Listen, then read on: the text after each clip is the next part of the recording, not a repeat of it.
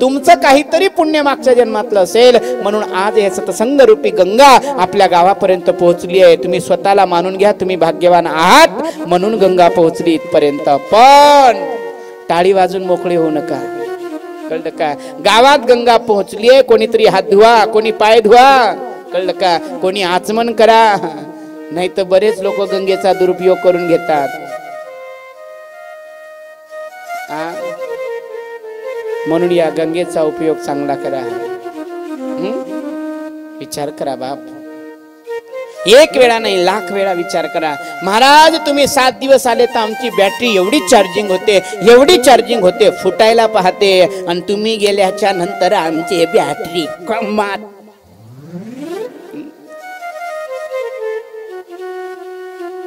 कोमात नका जाऊ देव सज्जनो, लक्षात घ्या। अरे एक जण म्हणाला म्हणे महाराज 7 दिवस सांगता तुम्ही खूप बरं वाटतं। मी म्हणतोय बाबा 7 दिवसाचं सांगणं फक्त 7 दिवसासाठी नाही, 7 दिवसाचं सांगणं 7 जन्माचं सार्थक करतं। नाही महाराज तुम्ही गेल्यावर आमचं सगळंच विसरतं, आमच्या लक्षात नाही राहत। आता प्रत्येक क्लिपा कार्यक्रम प्रत्येक कार्यक्रम आपल्यापर्यंत येतातच। जरा ऐकत जा, पाहत जा, आणि मी सांगतोय म्हणून नाही, तुम्ही स्वतः अनुभव करा। कोणावरच विश्वास ठेवू नका, कुठल्याच व्यक्तीवर। त्यातून सत्यता जर वाटत असेल तर करा, कळलं का? अभिमान करू नका, अहंकार करू नका। मोठ्या मोठ्याचा अहंकार मातीत गेलाय सज्जनो। आपला काय विषय आहे, काय तो विषय घेऊन बसलास तुम्ही? चला पुढे। मग महिषासूर मारायचंय, महिषासूर मारायचं असेल, हा महिषासूर आपल्या घरात आहे। जो वक्र दृष्टीने पाहतो, नारीला पाहिल्यानंतर तो त्या दृष्टीने पाहतो जो काल महिषासूर पाहत होता। पुन्हा पुन्हा त्या नारीला म्हणजेच मा भगवती दुर्गेला म्हणत होता, हे देवी माझ्या बरोबर विवाह कर, माझ्या बरोबर विवाह कर। लक्षात घ्या, मा भगवतीने अशा दृष्टीने पाहिलं, महिषासूर अंतातही नाही राहिला आणि पंतातही नाही राहिला। कधी कधी आपणही दुर्गेचं रूप धारण केलं पाहिजे।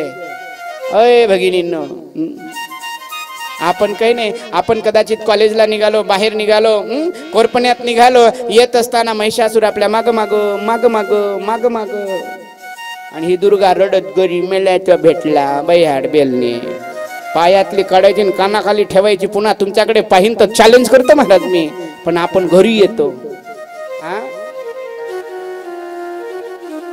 देवी भागवत कथा त्यासाठीच लावली आहे मी। खूप झालं आता, मग खूप झालं तर करायचं काय? सक्षम व्हा, स्वतः सक्षम व्हा। करायचं काय? अरे समजून घेऊ नका स्वतःला अबला। जीवन जरा समजून घेण्याचा प्रयत्न करा।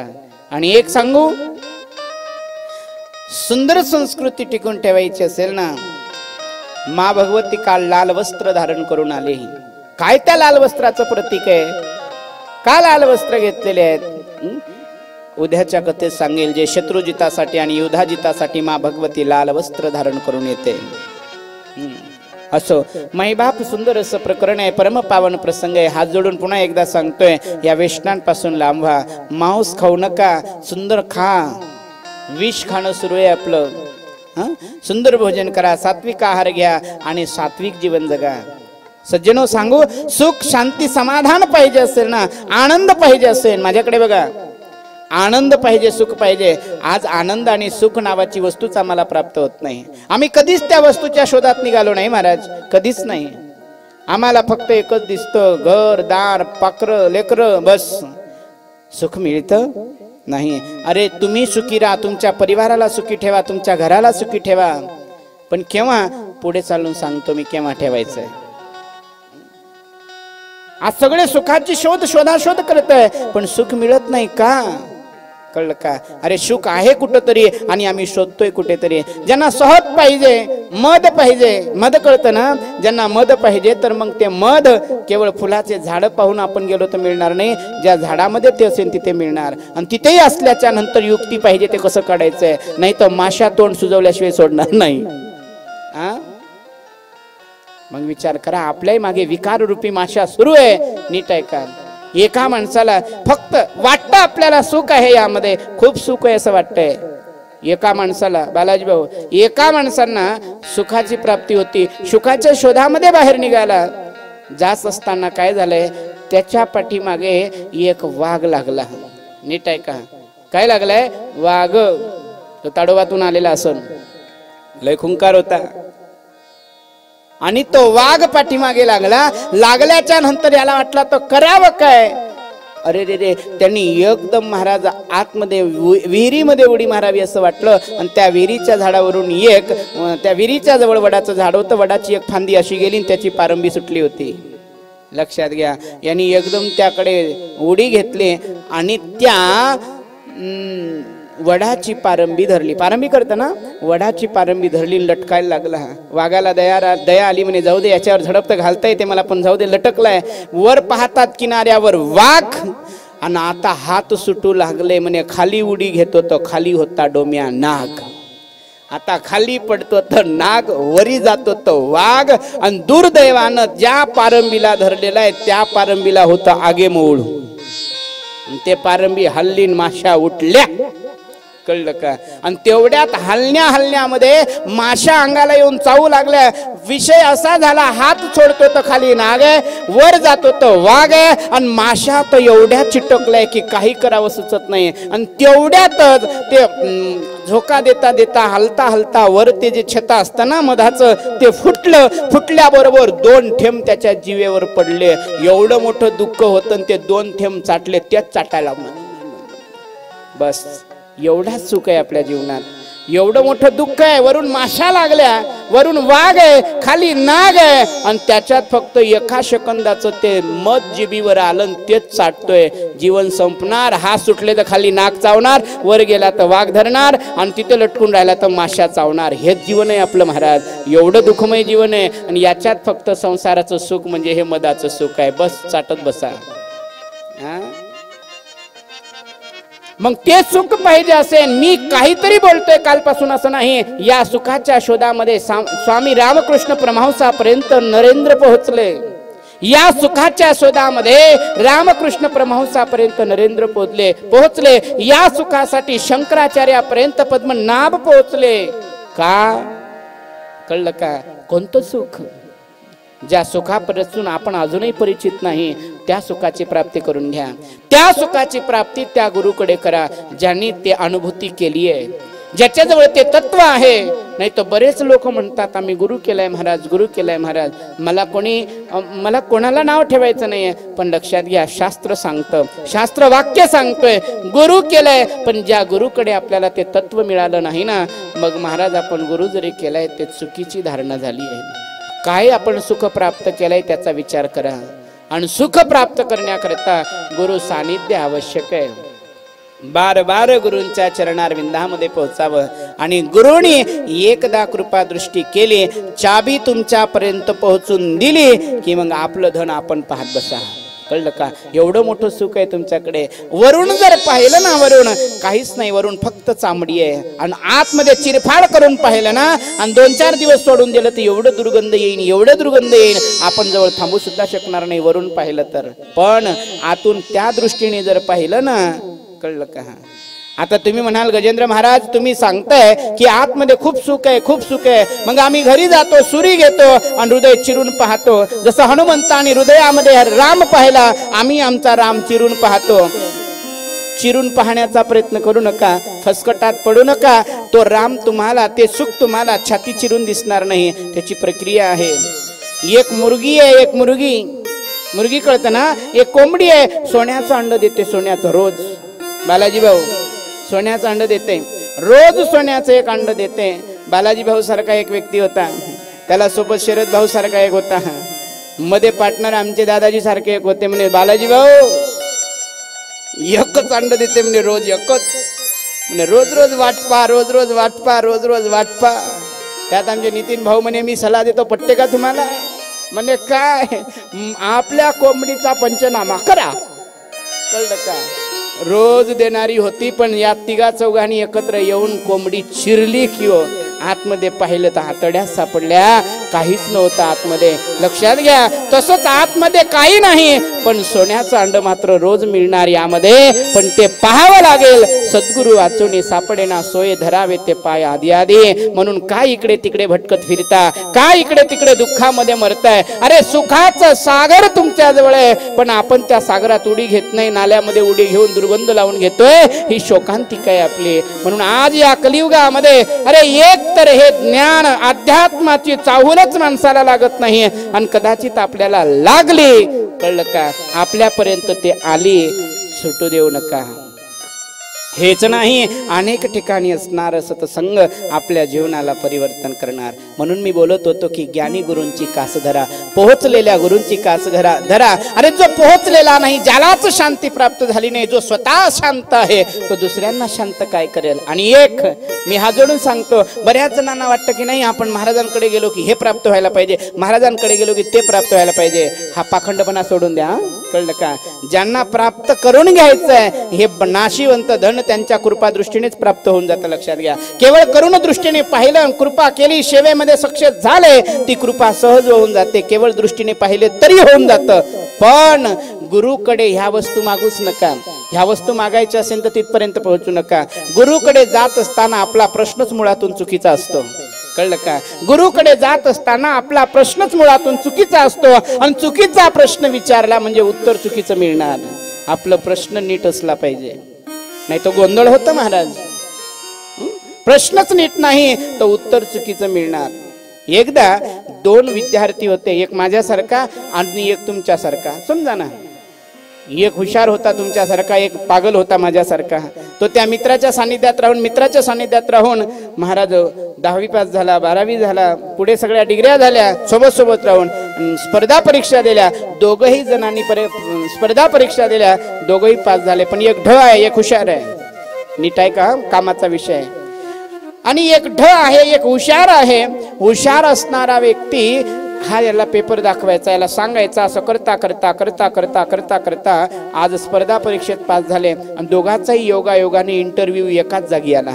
यांना इंटरव्ह्यूचा कॉल आला, ऐकताय ना तुम्ही, इंटरव्ह्यूचा कॉल आला. दोघेही गेल्याच्या नंतर म्हणे बघ गड्या, लेखी होती तोपर्यंत काम जमून गेलं, पण आज इंटरव्ह्यू मध्ये तोंडी आहे, ते विचारतीन आपल्याला बोलावं लागेल.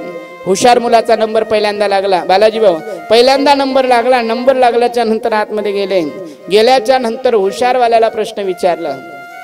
कोणी? त्यांनी 3 प्रश्न विचारले, जास्त नाही, वेळ कमी होता त्यांच्याकडे. पहिला प्रश्न विचारला त्यांनी, त्याचं उत्तर त्यांनी दिलं.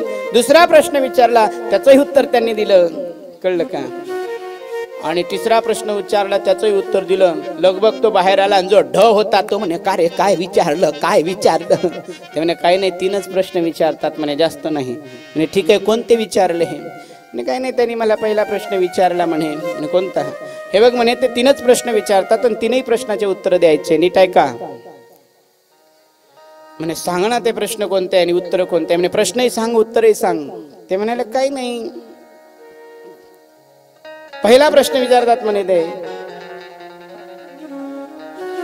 आपलं नाव विचारतील ते. हा म्हणे ठीक आहे म्हणे, काय प्रश्न विचारले. काही नाही, मला सोपे प्रश्न विचारले म्हणे त्यांनी. म्हणे कोणते विचारले. त्यांनी मला पहिल्यांदा विचारलं म्हणे, नीट आहे का, भारताचा पंतप्रधान कोण आहे. विषय तेव्हाच आहे, कळलं का. म्हणे भारताचा पंतप्रधान कोण आहे. त्यांनी सांगितलं म्हणे हे बघ, भारताचा पंतप्रधान त्यावेळेसचा म्हणे डॉक्टर मनमोहन सिंगजी होते. त्यांनी रटलं Maharaj, doctor Manmohan Singh, doctor Manmohan Singh, doctor Manmohan Singh, doctor Manmohan Singh. 1 वेळा 2 वेळा 100 वेळा रटून पाठ केलं, उत्तर प्रश्नच विसरला. म्हणे दुसरं विचारतात म्हणे, भारत स्वतंत्र कधी झाला. तेव्हा सांगायचं म्हणे उत्तर काय रे, भारत स्वतंत्र कधी झाला. काय नाही म्हणे 1857ला प्रयत्न सुरू झाला असं म्हणायचं. म्हणे 1947ला यश मिळालं म्हणे. त्यानं रटून घेतलं तसंच पाठ केलं, प्रश्न विसरला आणि उत्तरच पाठ केलं. तिसरा प्रश्न म्हणे ते विचारतात म्हणे, प्रश्न तेव्हाच आहे, मंगळ ग्रहावर वस्ती आहे का. त्याचं उत्तर काय. म्हणे काही नाही, एकच उत्तर आहे म्हणे, अनेक शास्त्रज्ञांनी शोध लावला पण अजून काही लागला नाही. अनेक शास्त्रज्ञांनी शोध लावला, अजून लागला नाही. यांनी पाठ करून घेतलं, अनेक शास्त्रज्ञांनी शोध लावला, अजून लागला नाही. अनेक शास्त्रज्ञांनी शोध लावला, अजून लागला नाही. मग झालं काय महाराज, यांनी उत्तर पाठ केले, प्रश्न विसरला. नंबर आला याचा, हाजीर हो, गेला आतमध्ये. हा आले का तुम्ही म्हणे हा सांगा तुमचं नाव काय. याने उत्तरच पाठ केले होते. यांनी तर मोठ्या मोठ्या जोमाने उत्तर दिलं. माझं नाव म्हणे मनमोहन सिंग.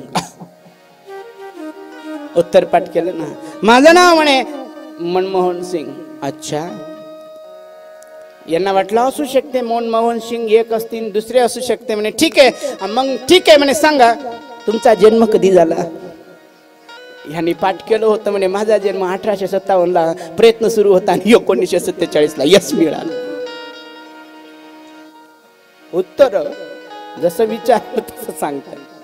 ते पागल झाले आणि त्यांना म्हणतात पागल झालात की काय. त्यांनी उत्तर दिलं अनेक शास्त्रज्ञांनी शोध लावला पण अजून लागला नाही म्हणे महाराज.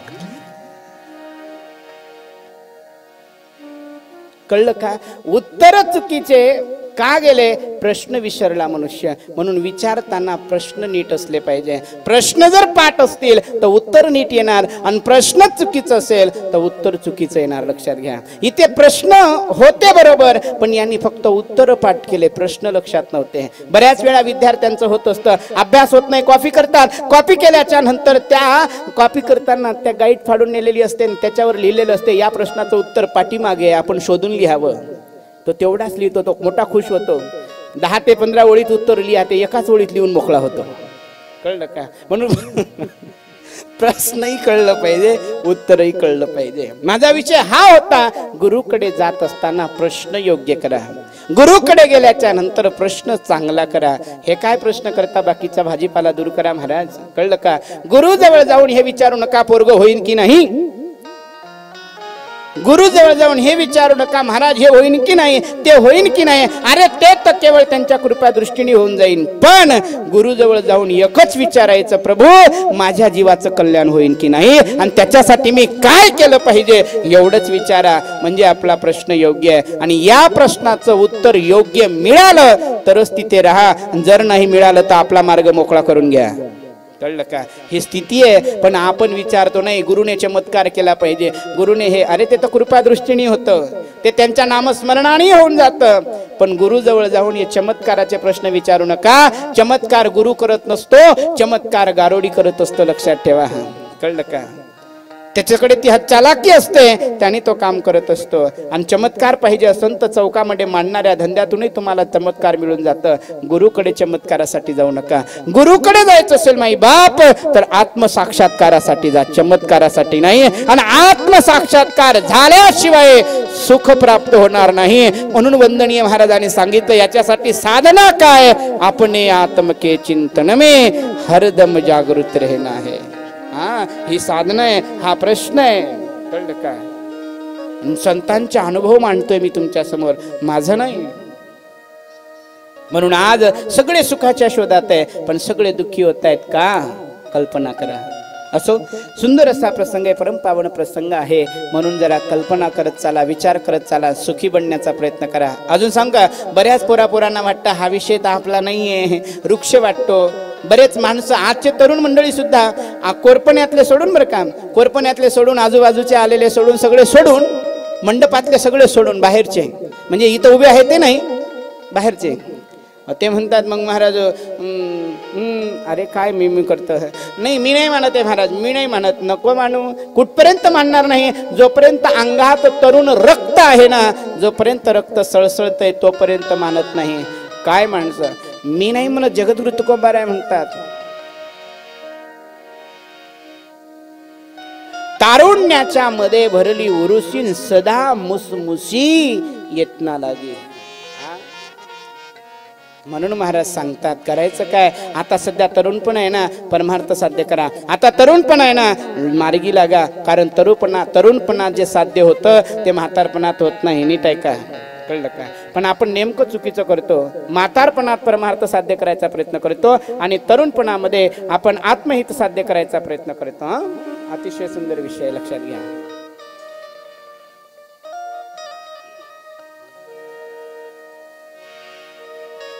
नाथ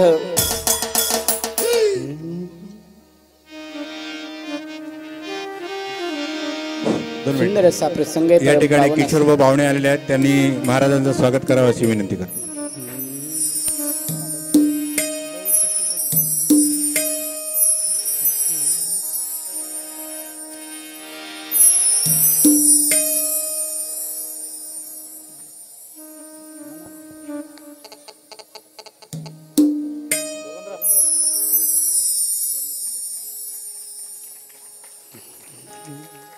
नाथ सुंदर असा प्रसंग आहे, परमपावन प्रसंग आणि मनमोहक असा विषय, परमपावन असा प्रसंग.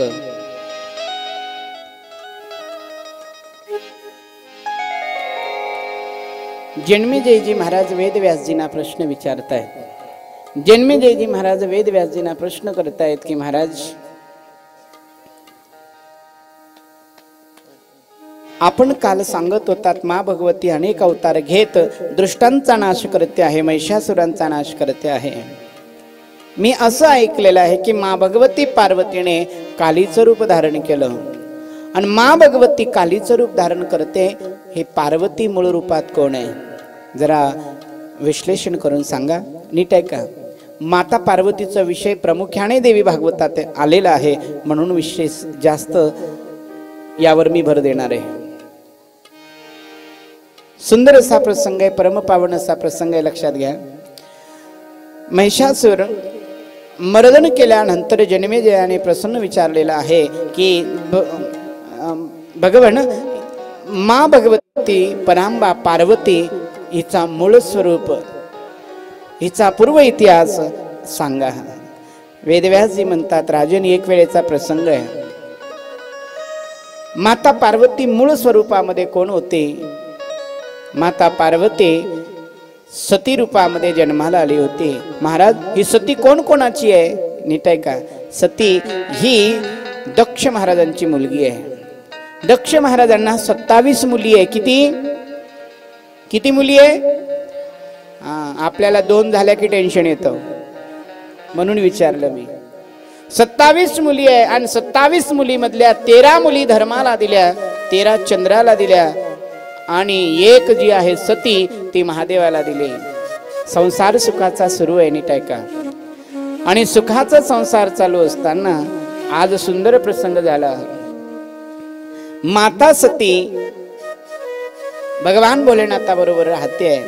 एक दिवस सतीने श्री रामचंद्रावर अविश्वास केलेला होता, म्हणून भगवान भोलेनाथाचा आणि तिचा वियोग घडला. वेदव्यासजी महाराज सांगतात, ही कथा तिन्ही ठिकाणी येतं. भागवतात येतं, शिवपुराणात येतं, रामायणामध्ये येतं, देवी भागवतामध्ये येतं, पद्मपुराणातही येतं.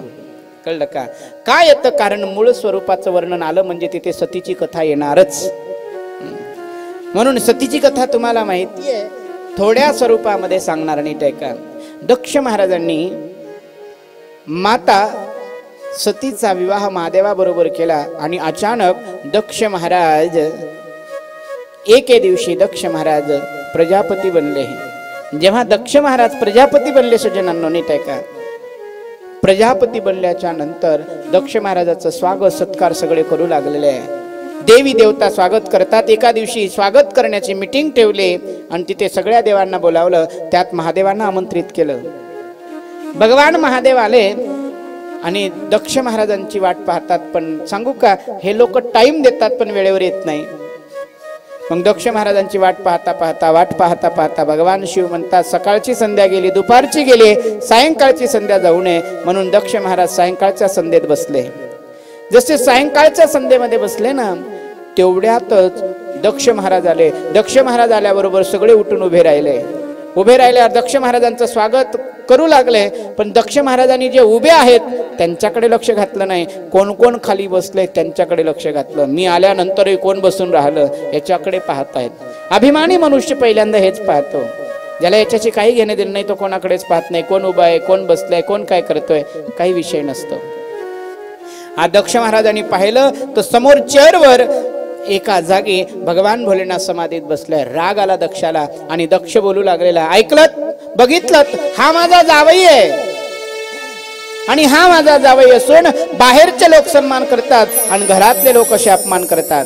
मी विचार करत होतो माझी मुलगी यांना द्यायची नव्हती. स्मशानात राहणारा यांना काय माहिती माणसामध्ये कसं राहावं. दक्ष महाराज दक्ष प्रजापती बनल्यानंतर अभिमानामध्ये महादेवाला बोलू लागला. तेव्हा महादेवाचे प्रथम गण असणारे नंदी महाराजांनी ऐकला आणि दक्षाला श्राप दिला, खबरदार दक्षा,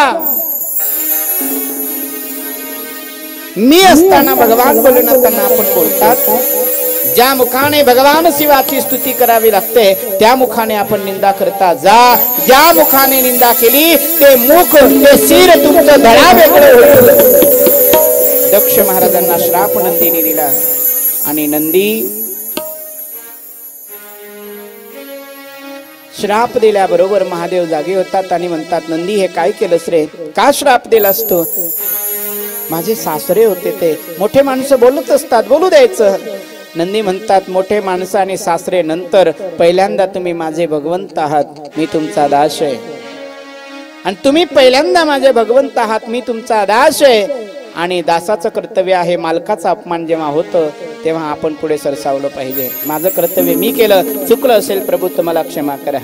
नंदीला काही म्हणत नाही, प्रभू ठीक आहे, चल आता आपण इथे जास्त वेळ थांबायचं नाही. एक भगवान भोलेनाथांचा मोठेपणा बघा, एका माणसामुळे पूर्ण सभा बिघडत असेल ना, तर म्हणतात एका माणसाचा त्याग केलेला बरा, आपण त्या सभेचं त्याग केलेलं बरं. म्हणून भगवान भोलेनाथ म्हणतात, आपला आणि त्यांचं खटकलं ना, मग आता आपण थांबायचं नाही, आपण इथून निघायचं. भगवान भोलेनाथ तिथून निघून जातात. माता सतीला जाऊन सांगत सुद्धा नाही, सती तुझ्या बाबांनी हे केलं. नीट ऐका, आजचा जर माद्या असताना, आजचा माद्या घरी आल्याबरोबर म्हटलं, चल चल छुटक्यात बाहेर छुटक्यात चल चल चल चल बाहेर. खाऊन रे, तिथं काही डाळ शिजली नाही, घरी येऊन दिमाग दाखवत होतं, सुटकेस भर, कपडे भर, चाल चाल. माणसाजवळ एकच असते, चल भर कपडे, जाय बाप्पाकडे. बरोबर ना, का चुकीचं बोलतोय? माणसं म्हणत असतील, येऊन जाऊन आमच्यावरच आपटतं का आज, आज कथा तुमच्यावरच आपटायची, मी काय करू? आय एम सॉरी, तो विषय आज त्यांचाच आहे.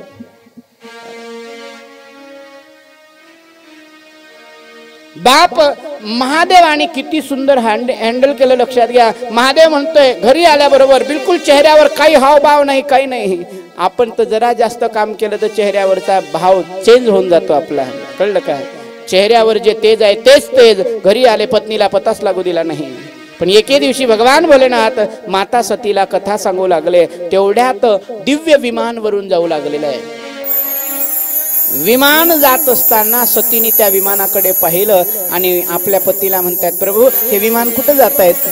म्हणे आजकाल आता गडबड आहे जरा, 2019 ते विमान येतात जातात, तू त्याच्याकडे लक्ष नको देऊ, कथेत लक्ष घाल ना.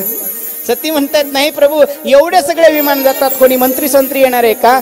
म्हणे कोणीतरी असेल. तेवढ्यातच एक विमान खाली उतरलं, ते रवी आणि शशीचं होतं. रवी शशी दोघेही भगवान भोलेनाथांना वंदन करून सतीकडे आले. सती जानकी म्हणे, काय सती मा भगवती आमच्या बरोबर येत नाही? म्हणे कुठे? अगं तुझ्या वडिलांकडे यज्ञाचं आयोजन केलंय. म्हणजे दक्ष महाराजांनी महादेवाचा पुन्हा अपमान करण्याकरता हरिद्वार क्षेत्रामध्ये, ज्याचं नाव शास्त्रामध्ये कंखल आहे, त्या क्षेत्रामध्ये यज्ञाचं आयोजन ठेवलं. सगळ्या देवतांना बोलावलं, पण महादेवाला बोलावलं नाही. का? कारण त्याला कळावं मी एवढं मोठं आयोजन केलं, पण माझा जावई असून मी बोलावलं नाही. जावयाचा अपमान करण्याकरता, लक्षात घ्या, जावयाचा अपमान करण्याकरता दक्ष महाराजांनी यज्ञ केलाय. नीट आहे का? सगळं काही करा पण जावयाचा अपमान करू नका. कळलं का? काय म्हणतो मी? जावयाचा अपमान करू नका. तुम्ही म्हणाल का? बिलकुलच जावयाचा अपमान करू नका. सगळ्यापेक्षा हलकट असेल तर जावई. बरोबर आहे ना? माणसं म्हणतील तू काय बोलला असता रे, किती द्या किती द्या, पचतच महाराज. कळलं का? किती द्या, नाही म्हणणार नाही. असो, सुंदर असा प्रसंग. महादेवाला बोलावलेलं नाही, पण भगवान भोलेनाथ सती समोर येते आहे आणि सती म्हणते महादेवाला, प्रभू चला ना, हो चला ना. म्हणे कुठं? महादेव भगवंत विचारतात कुठे? म्हणे माझ्या पप्पांकडे यज्ञ आहे, यज्ञाचं आयोजन केलं आणि आपण तिथे चलावं. महादेव म्हणतात, सती जिथे बोलावलं नाही तिथे जाऊ नये. 4 वाक्य सांगतात. सती हे बघ, नीट आहे का? 4 वाक्य सांगतात. कुठे बोलावल्यावर जावं आणि कुठे बोलावल्यावरही जाऊ नये. सती जिथं वैयक्तिक माणसांचं कार्य असेल, काहीतरी आहे, तिथे बोलावल्याशिवाय जाऊ नये. सार्वजनिक काम असेल तिथे बोलावण्याची वाट पाहू नये, आई वडिलांच्या घरी जायचं असेल बोलायची वाट पाहू नये, गुरुदेवांच्याकडे जायचं असेल आमंत्रणाची वाट पाहू नये. झालं असेल कमी जास्त आपल्यापर्यंत कॉल आला नसेल, फोन आला नसेल, चिठ्ठी आली नसेल, आई असो, वडील असो, गुरु असो, मित्र असो, यांच्या घरी जर काही काम असेल तर बोलावण्याची वाट पाहू नये. न बोलवता तिथं पोहोचण्याचा प्रयत्न करावा. कळलं का? न बोलावता. पण माणसं उगीच भाव खातात, उगीच कार्डच आला नाही, पत्रिकाच भेटली नाही, पॉम्पलेटच आलं नाही. नाही महाराज, कळलं का? कळलं ना, कोणीतरी सांगितलंय कथा आहे, बस निघा. आई वडिलांकडे कार्यक्रम आहे, कळलंय, तुम्ही रिकामे आहात, निघा, जा जरूर. मित्राकडे काहीतरी काम आहे, त्यांच्या मित्रत्वामध्ये आपण सामील होणं, कुठलंही काम असो, सुखाचं असो चाहे दुःखाचं असो, हे कर्तव्य आहे, मानव धर्म आहे. पण वैयक्तिक काम आहे, त्यांनी केवळ आपल्या पुरता मर्यादित आयोजित केलंय, तो जरी आपल्या जवळचा असेल, त्यांनी जेवढ्या ढाच्यामध्ये केलंय त्याच्यात आपण जाऊन इर्जन लावू नये. कळलं का? वैयक्तिक कामामध्ये. आज सुंदर असा प्रसंग झाला. महादेव म्हणतात देवी असे असे प्रसंग आहे. मग देवी म्हणते तुम्ही बोललात तर खरं. म्हणे कसं काय? आई वडिलांकडे न बोलावता जाऊ नये, आई वडिलांकडे न बोलवता गेलं पाहिजे. मग ते माझे आई वडीलच आहे ना. म्हणे तुझे आई वडील आहे, माझे सासू सासरे आहे, जावयाला मान पाहिजे की नाही? हा, अजून एक सांगू का मी? जावयानी मान गमावून बसू नका, आपला अधिकार गमावू नका. एवढे लालची जावई झाले कोरपण्यातले सोडून, उठले सुटले सासूरवाडी, उठले सुटले सासूर. कुठे निघालात? सासूरवाडी. कुठे निघालात? सासूरवाडी. काय तिथं? काही काही माणसं तर एवढे चाप्टर आहे, लेकरं करतात हे आणि शिकवायला पाठवतात सासूरवाडीत.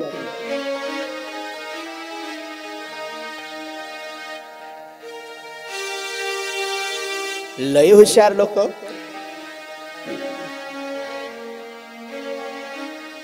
नाही नाही, मी काही नाही म्हणत बा. मग अजून पुढे सांग. जावयाचा मान सासरवाडीत बार बार गेल्याच्या नंतर कमी होतो का वाढतो? हो, हे तर काही मला अनुभव नाही, तुम्ही सांगा. आता बोला, पटकन बोला, वेळ कमी आहे. क्या बात आहे, टाळी वाजवा यांच्यासाठी, यांचा पक्का अनुभव आहे. आता दुसरा आहे का? जावयानी जास्त वेळा सासरवाडीत जाऊ नये, नाहीतर पहा जेवढा जावाई कमी जाईल ना तेवढा दबदबा सासरवाडीच्या लोकात असतो. नाही तर काही नाही, सत्यनारायण आहे, जावाई बुवा या, हळदी कुंकाचा कार्यक्रम आहे, जावाई बुवा या, निघालाच जावाई. लक्षात घ्या. नाहीतर तुम्ही अनुभव करा, पहिल्या वेळेस जेव्हा जावाई जाते ना, पहिल्या वेळेस आहा, जिथे जावाई उतरणार आहे ना तिथं सगळेच्या सगळे सासरा सासरा मेवणा अजून सगळे हे पहिल्या वेळेस. नंतर काय विचारता? आतमध्ये. आतमध्ये जायच्या आधी बाहेर पाट, गंगाळ, गरम पाणी, कोमट पाणी, थंड पाणी, हा दुकानातलं पाणी तयार. पण दुसऱ्यांदा गेल्याच्या नंतर सांगू, मग ते खाली येणारे वरच थांबतात. नाही आता येतात पुढे, ठीक आहे. दुसऱ्यांदा गेले मग पाणी असतं तर गंगाळ नसतं, पाट असतं तर लोटा नसतं. तिसऱ्यांदा जर गेले ना ते टावेल असतं तर पाट नसतं, पाणी असतं तर काहीच नसतं. आणि चौथ्यांदा गेले तर साबण स्वतःच्या हातानेच लावावं लागत असतं. कळलं का? म्हणून 12 महिन्यातून एखाद वेळ जात जा, जास्त वेळ जात नका जाऊ. कळलं? महादेव म्हणतात तुझे आई वडील आहे, मी जावई आहे, मी येणार नाही. ठीक आहे ना? किती जणी जास्त वेळा माहेरला घेऊन जाता? हातवर करा बरं. माहेरला किती जणी घेऊन जाता? हातवर करा बरं. नाही करणार मला माहिती आहे. चला पुढे. नाथ सुंदर असा प्रसंग आहे. आज भगवान भोलेनाथ म्हणतात मी येणार नाही. सती म्हणते मी राहणार नाही. ठीक आहे, तू राहणार नाही ना, तुला जायचं तुझा. महादेवानी शृंगी आणि भृंगी दोघांना पाठवलं. नीट आहे का? दोघांना सोबत घेतलं, गाठोडं तयार केलं. आपल्याजवळ असणारे जेवढे सतीचे वस्त्र होते हे सगळे बांधून दिले. सती चल. सती निघाली, शृंगी भृंगी दोघेही सोबत. मी चालली माझ्या वडिलांकडे, मी चालली माझ्या वडिलांकडे. सती निघाली. गेल्याच्या नंतर नीट आहे का, जशी सती गेली, डोक्यावर घेतलेलं जे गाठोड आहे शृंगी भृंगी यांना सोबत घेऊन जातात. आणि दक्ष महाराजांनी दौंडी पिटली होती गावात. हे बघा, माझी मुलगी सती आल्याच्या नंतर जो कोणी सती बरोबर बोलेल त्यांचा शिरछेद करण्यात येईल. भीतीच्या मारे कोणी बोलत नाही. सगळ्या बहिणी तुम्ही जशा बसल्या ना तशा बहिणी बसलेल्या होत्या. सती गेटवर आली. आल्याबरोबर सगळ्या बहिणींनी पाहिलं आणि पाहिल्याबरोबर म्हणता, सती आलीस का तू? म्हणे हा ताई आली. दुसरी म्हणते, आलीस का ग? म्हणे हा ताई आली. बरं झालं आलीस. तोडून बोलतात ना. आजकालच्या बहिणी नाही बोलत, पण त्या बोलल्या तेव्हा. आलीस का सती? म्हणे हो आली. का ग तुझ्या घरीनी घरगिरी बांधलं की नाही? तुझ्या घरीनी बंगला बिंगला बांधला की नाही? तिथंच राहतो बाकड्यात अजून? म्हणजे कुठं राहतो पती सतीचा? स्मशान घाटात. एक तिसरीच बोलली, सती ए सती. म्हणे काय? तुझ्या पतीच्या डोक्यावर ते थेंब थेंब पाणी गळायचं बंद झालं का? चालूच आहे. म्हणजे कळलं ना ते पाणी कधी गळतं? बार्शीच्या महिन्यात असतं ना, गळती लावलेली असते. तिसरी आली म्हणे, सती काय ते तुझ्या पतीने म्हणे एखाद्या गळ्यामध्ये काही केलं दागिना वगिना की नाही का? त्याच घालतं मुंडमाळा. सतीच्या लक्षात येऊ लागलं. तिसरी म्हणे, सती तुझ्या पतीने एखादा पॉन्ड्स पावडरचा डबा आणला का? म्हणे नाही. का तेच लावतं स्मशानातली राख? चौथी बोलली, सती म्हणे काय? तुझ्या पतीनी. म्हणे काय राहिला आता? नाही तुझ्या पतीनी व्यवस्था काही केली की घर मागूनच जेवतो अजून? सगळं ऐकलं. सतीच्या लक्षात आलं. सती म्हणे यांच्या नादाला लागायला काही आता वेळ घालवायला पुरत नाही, चला पुढे. सती गेली आतमध्ये. तिथे आई होती महाराज. आईने बघितलं आणि कडाडून मिठी घातली. सती का आलीस ग तू? झरझर झरझर डोळ्यातून अश्रूच्या धारा यायला सुरुवात झाल्या. आलिंगन दिलं. सांगितलं होतं जो कोणी सतीला बोलेल ना त्यांचं शिरछेद करण्यात येईल. पण आईने कडाडून आलिंगन दिलं आणि सतीला सांगितलं, का आलीस ग तू इथे? तुला कोणी न बोलावता तू इथे आलीस बेटा? अगं सगळे तुझ्या घातावर टपलेले आहेत. सती म्हणते, आई असं का झालंय? लक्षात घ्या, बहिणी बोलल्या नाही, भाऊ बोलले नाही, गावातले लोक बोलत नाही, दौंडी पिटून ठेवली आहे. पण तिथे आई बोलली. गळ्यावर सुरी येणार हे आईला माहिती होतं, पण बाळाचं दुःख, लेकराचं दुःख काय हे फक्त आई समजू शकते. दुर्दैव आहे भारतात, सांगायची लाज सुद्धा वाटते. आई बाळाचं दर्द समजू शकते, पण बाळ आईचं दर्द समजू शकत नाही. ही शोकांतिका आहे. लक्षात घ्या. आज माता सतीला धरून रडू लागलेली आहे. सगळ्यामध्ये निर्भय प्रेम करणारी जर कोणी असेल तर ती आई आहे महाराज. लक्षात घ्या. जिच्या बाळापुढे तिच्यावर कसल्याच वस्तूची आसक्ती जिच्याकडे राहत नाही, जी कुठल्याच विषयावर आसक्त होत नाही, शिवाय आपल्या लेकरावर आसक्त होते, ती केवळ एक आई आहे. एखादी आई भरजरी शालू घालून निघालेली आहे. जात असताना बाळ खेळत खेळत बोट सोडून नालीत पडतोय. 4 फुटाची नाली आहे, भरलेली आहे, आणि आई सुंदर शालू नेसून गेली. आणि ती म्हणणार नाही मला घरी जाऊ दे, पहिल्यांदा शालू चेंज करून येऊ दे, मग माझ्या बाळाला उचलू दे. नाही, त्या शालूची किंमत तिला काही नसते, ती तशीच उडी घेणार. ही आई आहे. सगळ्यात निर्भय प्रेम करणारी कोण असेल तर ती आई आहे. लक्षात घ्या. माईबाप सांगावं असं मला वाटतं. लक्षात घ्या. सगळ्यात जास्त निर्भय प्रेम, निस्वार्थ प्रेम करणारी जगतामध्ये आई आहे. आईच्या प्रेमाला डाग नाहीये महाराज. निस्वार्थ निर्भय प्रेम करणारी आई आहे. एखादा मनुष्य किती, आई गरीब असो, मोठी असो, अमीर असो, आई या शब्दामध्ये ना गरीबपणा आहे, ना मोठेपणा आहे, ना श्रीमंती, ना अमिरी. आई आई आहे महाराज. एक आई शेतामध्ये निंदत असताना छोटासा बाळ आपल्या सोबत घेतलेली आहे. रविवार दिवस आहे, बाळाला सुट्टी आहे, सोबत घेऊन ती गरीबीन आई आपल्या शेतात गेले. बाळाला घेऊन निंदत होते. कडेवर जरा ती आई, एक दर्या किनारी शेत आहे, कडेवर बाळ थांबलेला आहे, किनाऱ्यावर बाळ थांबलेला आहे. आई पात घेऊन निंदू लागले. एक वाघ कुणीकडनं आला, बाळाच्या नरड्याला धरलेला आहे आणि बाळ ओरडू लागला, आई आई आई. धावली ती आई. वाघ त्या बाळाला धरून येऊ लागलेला आहे. आई धावली. अशिक्षित असणारी आई धावली, त्या बाळाच्या मांड्या धरल्या. वाघ ओढत ओढत ओढत ओढत दरीमध्ये त्या आईला नेऊ लागलेला आहे. बाळाला ओढू लागलेला आहे. आईने मांड्या धरल्या. कल्पना करा सज्जनांनो, अरे कल्पना करा तरुणांनो, बाळाने मान धरलेली आहे, आईने मांड्या धरलेल्या आहे. त्या बाळामध्ये, त्या वाघामध्ये आणि आईमध्ये अंतर किती आहे? अरे एवढी रणरागिणी आहे ती कथा. मी त्याच रणरागिणीची सांगतोय. एका वाघाने मान धरलेली आहे आणि आईने मांडी धरली आहे. अंतर जास्त नाही. ओढत ओढत ओढत ओढत त्या वाघाने दरी किनारी नेऊन बाळ ठेवला. शेवटी नड्डीचा आघोट घेतलेला बाळ गत प्राण झाला. त्या आईने दोन्ही मांड्या धरून तिथेच रडायला सुरुवात केली. बाळ, अरे उठ रे बाळ, आक्रोश करू लागली. आक्रंदी लागलेली आहे ती आई, आक्रोश करू लागली. आवाज, आरडा ओरडा ऐकून पलीकडच्या किनाऱ्यावर असणारा बाप धावला. काय झालंय माझ्या पत्नीला, काय झालंय माझ्या बाळाला, धावत धावत येऊ लागलेला आहे. त्या बापाने बघितलं, त्याच किनाऱ्यावर वाघ एका कोपऱ्यात थांबलाय. त्या आईला पाहू लागलेला आहे. आई त्या बाळाला जवळ घेऊन रडू लागले. अंतर जास्त नाहीये इथे आणि एवढ्या अंतरात वाघ बसलेला आहे. आई इथे आपल्या बाळाला आपल्या मांडीवर घेतलेली आहे आणि आई रडू लागले. वाघाने त्या आईकडे पाहिलं आणि तो वाघ म्हणतोय, मा, अगं आई, मी तुझ्या समोर हारून गेलो. मला जर माहित असतं ना की आईचं प्रेम असं असतं, मी तुझ्या बाळाला धरलं नसतं ग. मी तुझ्या बाळाची मान धरून तुझ्या बाळाच्या नरडेचं घोट घेऊन मी शर्मिंदा झालो. आई, मी सुद्धा तुझ्या समोर नतमस्तक आहे. कदाचित तो हिंस्र असणारा वाघ त्या माऊलीला पाहून त्याची ही वृत्ती बदलली. पण बाप धावत आला. एकीकडे पत्नी आणि मुलगा दिसतोय, एकीकडे वाघ दिसतोय. राग आला त्या बाबाला. त्या बापाने जेवढी ताकद आहे तेवढ्या ताकदीने एक फळी उचलली, एक दगड उचलला, मारण्यासाठी धावला. धावत असताना वाघाने बघितला, हा माझ्या अंगावर येतोय. डरकाळी फोडली त्या वाघाने. डरकाळी फोडल्या बरोबर हातातला दगड मागच्या मागे पडला बापाच्या. पण आईने मांड्या सोडल्या नाही. लक्षात घ्या, याचा अर्थ असा नाही की बापांच्या हातातून दगड मागे फिरला. प्रसंग तसा होता, पण आईने मांड्या सोडल्या नाही. बापाने आपली कर्तबगारी दाखवली. बापाला मी कमी दर्जा देतोय असं नाही.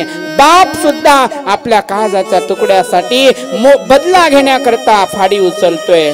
पण बीपी हाय झाल्यामुळे हातातून दगड सुटला. लक्षात घ्या. पण ती आई हातामध्ये मांड्या धरून वाघ ओढत ओढत नेत होता, घासत नेत होता, तरी आई त्याच्या बरोबर जात होती. मला एकच सांगायचंय, जगतामध्ये निर्भय प्रेम कोणी जर करत असेल तर ती एक व्यक्ती आहे, ती म्हणजे आई आहे. महाराज लक्षात घ्या, ती आई आहे. अजून पुढे सोपं करून सांगू, एखाद्या आईचा प्रसूती काळ जवळ आलेला असतो. तिला महाराज प्रसूती कक्षामध्ये ऍडमिट केलेलं असतं. डॉक्टर चेकिंग करतात. चेकिंग केल्याच्या नंतर बाहेर येतात. ज्यांनी ऍडमिट केले त्या माताजीच्या घरचे असणारे त्यांना म्हणतात, आईसाहेब, काकाजी, एक काम करा, साहेब साहेब लवकर या म्हणे. काय लवकर लवकर लवकर बोला म्हणे, काय झालंय, वेळ कमी आहे. एक तर तुमचा बाळ वाचतो, नाही तर तुमची भार्या वाचते. बोला काय करायचंय. आम्ही माफ करा, दोघांपैकी एकाला वाचवू शकतो. एक तर बाळ वाचेल, नाहीतर आई वाचेल. सांगा. बाप नाविलाजाने सांगत असतो, त्याला सांगता येत नाही, पण नाविलाजाने सांगावं लागतं. महाराज, माझ्या मंडळीकडे लक्ष द्यावं. पण तो डॉक्टर आतमध्ये जात असताना त्या आईला विचारतो, आई, काकू, मावशी. हा डॉक्टर साहेब बोला, लवकर बोला मावशी, वेळ कमी आहे. काय झालं मावशी, लवकर बोला. अहो डॉक्टर साहेब, का गडबड करताय, काय झालं सांगा. काही नाही मावशी, एक तर तुम्ही वाचाल, नाही तर तुमचं बाळ वाचेल. पटकन सांगा मावशी, काय करू. काय म्हणावं त्या आईने, काय म्हणावं. ती आई म्हणते, डॉक्टर साहेब, माझं ऐकाल का हो, माझं ऐकाल ना. हा हा मावशी ऐकणार, लवकर सांगा. खरंच ऐकणार ना. हा मावशी ऐकणार. बोला डॉक्टर साहेब, मला माझ्या पांडुरंगाची शपथ आहे, मला त्या पंढरीस परमात्म्याची शपथ आहे. मी गेली ना, मला याचं वाईट वाटणार नाही. पण माझ्या कुळाचं कुलदीपक माझ्या कुळाचं कुलदीपक व्यवस्थित बाहेर आलं पाहिजे. महाराज, माझ्या कुळाच्या कुलदीपकाला वाचवा. माझ्या प्राणाची तुम्ही पर्वा करू नका, माझ्या प्राणाची पर्वा करू नका. म्हणून शास्त्र सांगतंय, स्वतः मरायला सुद्धा तयार होते ती आई. निर्भय प्रेम करत असते, निर्भय. जिच्या प्रेमामध्ये स्वार्थाची बदबू नाही. तरुणांनो लक्षात घ्या.